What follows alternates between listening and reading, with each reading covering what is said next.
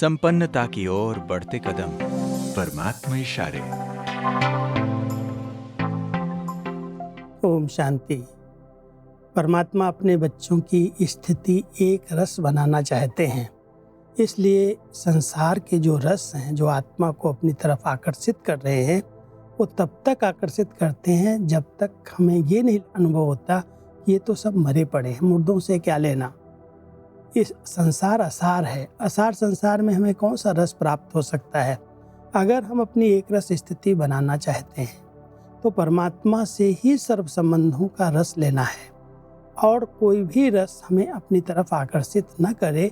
इसके लिए परमात्मा हम सब बच्चों को इशारा दे रहे हैं, बच्चे, जब तक किसी में अंश मात्र भी कोई रस दिखाई देता है, असार संसार का अनुभव नहीं होता है, बुद्धि में ये नहीं आता कि ये सब मरे पड़े हैं, तब तक उनसे कोई प्राप्ति की इच्छा हो सकती है।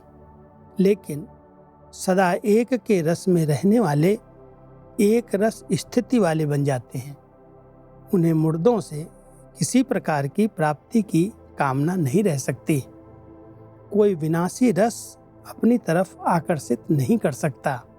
किससे हम चाहना कर रहे हैं, किससे हम चाहते हैं कि हमें इनसे प्राप्ति हो जाए। जब संसार ही असार है, जब सब विनाशी साधन सुविधाएं खत्म होने वाली हैं, हम सब जानते हैं मुर्दे सदृश हैं, तो फिर मुर्दों से क्या प्रीत, मुर्दों से क्या चाहिए।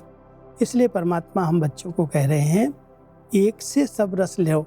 एक से अगर सब रस लेंगे तो आपकी स्थिति एक रस हो जाएगी, और अगर दूसरे रसों की तरफ आकर्षित होंगे तो आप भी भटक जाएंगे।